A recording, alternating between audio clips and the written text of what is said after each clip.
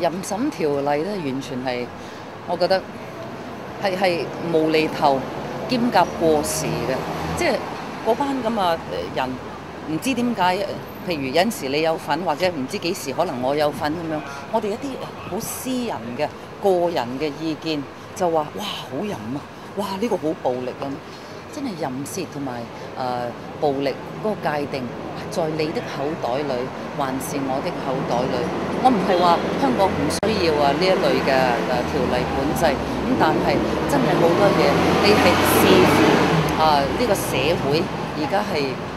嗰個接受程度去到邊。我好似你咁年輕嘅時候，同性戀3個字係不能訴諸於口嘅。呢個係一個禁忌嚟嘅，而家我哋爭取同性戀權益，所以你咩叫淫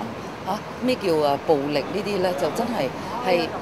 希望可以我哋有多啲真正嘅文化人入到立法會。你而家睇到立法會係冇人講文化嘅，一講親文化唔係錢咧，即係主要就係錢銀富談呢就係地產。係嘥氣嘅，真正嘅文化係咩叫查泰萊情人夫人的情人咁樣，呢啲完全係不能接受啊！咁冇文化嘅香港，真係如果我哋可以好好地坐低